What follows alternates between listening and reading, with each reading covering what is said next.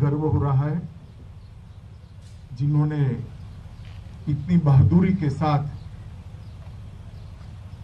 ये ऑपरेशन के अंदर घंटों तक लड़ाई लड़कर, जिनके साथ लड़ाई थी इनके दांत खट्टे किए ऐसे सीआरपीएफ और कोबरा फोर्स के सभी जवान भाइयों। सबसे पहले तो ये ऑपरेशन के अंदर हमारे कुछ साथी शहीद हुए हैं। छत्तीसगढ़ पुलिस के, सीआरपीएफ के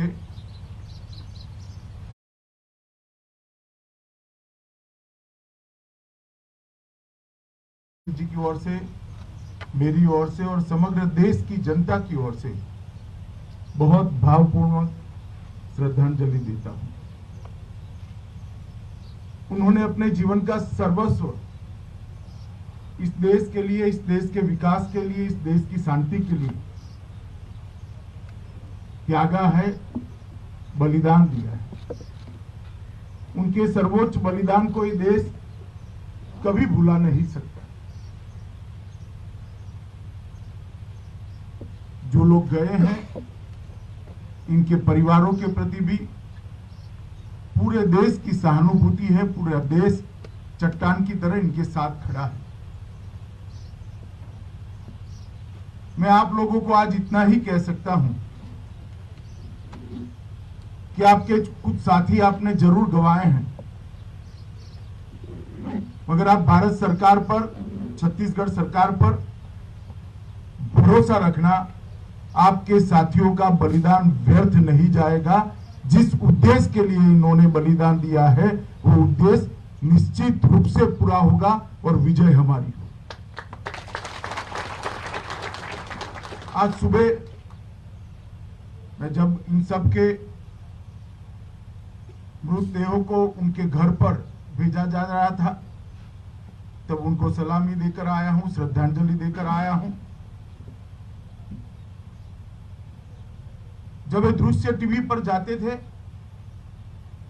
पूरे देश के परिवारों के घर के अंदर सभी लोगों के आंखों में नमी थी। एक सम्मान का भाव था, एक फक्र का भाव था कि देश का जवान अपने घर से किलोमीटरों दूर देश के लिए, देश की मिट्टी के लिए, देश की शांति और देश के विकास के लिए अपनी जान का बलिदान दिया। एक और तो गौरव हो रहा था, दूसरी ओर मन में बड़ा शोक और दुख भी था कि इतनी युवावस्था में ये जवान हमारे बीच में नहीं। आज मैं उसी टीम के साथ बैठा हूं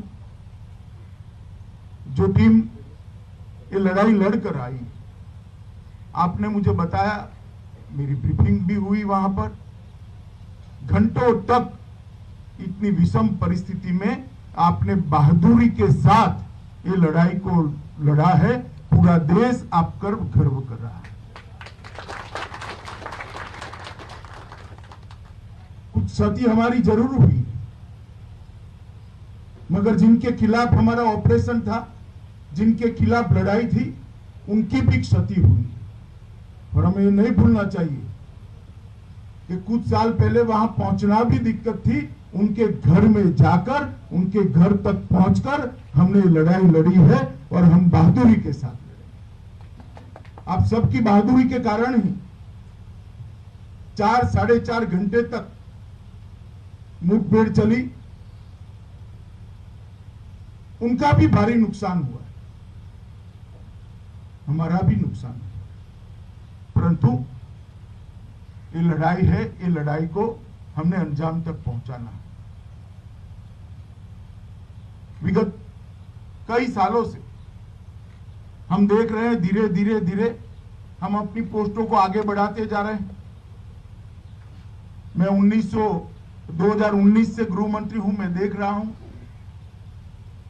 2 साल के हम अंदर काफी अंदर गए हैं, लॉजिस्टिक को भी बढ़ाया है, और रोड को भी अंदर तक पहुंचाने का हमने प्रयास किया है। हमारे कैंप भी बड़े हैं, जवानों की तैनाती भी बड़ी है। कुछ दिक्कतें जरूर हैं जो आपने बताई है मुझे, मेरे साथियों ने भी लिखी है, मैं भी इसकी एक डिटेल नोट लूंगा। आप आश्वस्त रहिए, जो बेस्ट अवेलेबल हो सकता है वो आपके लिए उपलब्ध कराने में भारत सरकार कोई कसर नहीं छोड़ेगी। ये सारी की सारी जो आपने बातें बताई हैं उसको उच्चतम स्तर से गंभीरता के साथ लेकर आपकी सहायता हो, इस प्रकार की व्यवस्था हम खड़ी करना चाहते हैं। परंतु मैं इतना ही कहना चाहता हूं मित्रों कि जब एक साथी साथ छोड़कर जाता है, हम सबका दुख तो होता ही है, परंतु ये पूरे क्षेत्र के हजारों गरीब जो आज नक्सल समस्या के कारण लाखों करोड़ों लोग विकास से महरूम है, यहां ना उद्योग आ सकता है, ना रोजगार आ सकता है, ना अच्छी स्कूलें बन सकती है, ना अस्पताल बन सकते हैं, ना कॉलेज बन सकते हैं। उनके जीवन की सुखाकारी के लिए समस्या के खिलाफ हमने लड़ना ही पड़ेगा, हमारे पास कोई चारा नहीं। सरकार यह भी प्रयास कर रही है कि सब लोग हथियार डालकर आए। मैं तो आज भी कहता हूं कि हथियार डालकर आना है, उनका स्वागत, मगर हाथ में हथियार है तो हमारे पास भी कोई रास्ता नहीं बचता। आपके जज्बे के कारण, आपकी वीरता के कारण और विषम परिस्थिति में संघर्ष करने के आपके एक स्वभाव के कारण आज देश में नक्सल समस्या काफी मात्रा में कम हुई है। बहुत सारे क्षेत्रों को हमने इस समस्या से बाहर निकाल दिया है और ये क्षेत्र जहां मैं खड़ा हूं वो आज समस्या का एपिक सेंटर बना हुआ है और ये क्षेत्र में आपकी तैनाती है, तो आपकी एक विशेष जिम्मेदारी है कि लड़ाई अपने अंतिम चरण में पहुंची है। उस वक्त जरा भी हिम्मत गवाए बगैर जिस वीरता के साथ आपने परसों लड़ाई लड़ी है, इसी भाव को, इसी वीरता को कंटिन्यू करते हुए जब तक विजय नहीं होता हमने लड़ना पड़ेगा, लड़ना चाहिए और विजय की प्राप्ति करनी चाहिए। अन्य राज्यों से कोऑर्डिनेशन, स्टेट गवर्नमेंट का कोऑर्डिनेशन अच्छा ही है, ये सारी चर्चा भी हुई है, कार्य योजना भी बनी, मगर लड़ाई होती है तो क्षति भी होती है और जब साथी जाता है दुख भी होता है। ये दुख जितना आपको है उतना ही हमें भी है,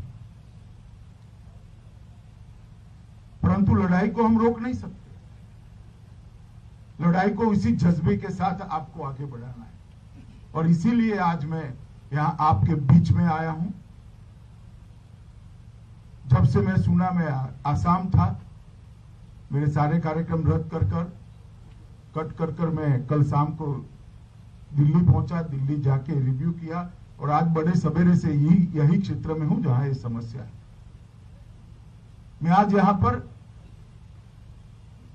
देश के प्रधानमंत्री जी का भी संदेश लेकर आपके लिए आया हूं। ये लड़ाई में हमारे पास विजय के अलावे कोई विकल्प नहीं है, क्योंकि ये लड़ाई हमारी व्यक्तिगत लड़ाई नहीं है, देश को शांत और विकसित करने की, देश को समृद्ध करने की लड़ाई है।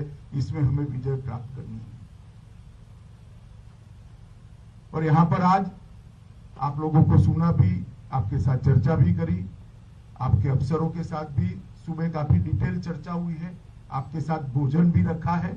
मैं चाहूंगा कि जहां आप भोजन करें वहीं खड़ा रहकर मैं आपके साथ भोजन करूं, भोजन करते करते भी मैं आपके साथ बात करूंगा, मगर इतना भरोसा जरूर रखना कि भारत सरकार संवेदना के साथ आपकी हर तकलीफ को समझती है और आपकी ये लड़ाई के साथ चट्टान की तरह खड़ी है। आपकी हर जरूरियत को पूरा करने की तैयारी भी है और इच्छा भी है। यहां से जाने के बाद जितनी भी कमियां नजर आएगी, इसको भरने के लिए हम तुरंत ही कार्यवाही करेंगे। मैं आप सभी को फिर से एक बार बहुत बहुत शाबाशी तो नहीं कह सकता, मगर साधुवाद देना चाहता हूं, आपकी वीरता की बुरी बुरी प्रशंसा करना चाहता हूं कि आपने 4-4.5 घंटे तक एक कठिन लड़ाई लड़कर दुश्मन के दांत खट्टे करने का काम किया है और वीरता के साथ आप लड़ाई लड़े हो और ऐसी जगह पे लड़ाई लड़े हो जहां जाने की पहले हम कल्पना भी नहीं कर सकते। और ये लड़ाई को हम सब मिलकर जारी रखें जब तक विजय नहीं होता, जब तक ये समस्या निर्मूल नहीं होती, तब तक हमारी लड़ाई समाप्त नहीं हो सकती। मैं फिर से एक बार देश के प्रधानमंत्री और भारत सरकार की ओर से आपने जो वीरता दिखाई है, इसलिए मैं बहुत बहुत मन के साथ आप सभी की प्रशंसा भी करना चाहता हूं और आप सभी को साधुवाद भी देना चाहता हूं कि वीरता का जो जज्बा है अनेक सालों तक जो सीआरपीएफ और कोबरा ज्वाइन करेंगे उनके लिए प्रेरणा देता रहेगा। एक गाथा बनेगी और एक गाथा आने वाले दिनों में कई पीढ़ियों तक सीआरपीएफ की लोग याद करेंगे और इससे प्रेरणा लेकर देश के लिए, देश की शांति के लिए, देश के विकास के लिए काम करने की प्रेरणा लेंगे। फिर से एक बार आप सभी को बहुत बहुत साधुवाद देकर मेरी बात को समाप्त करता हूं।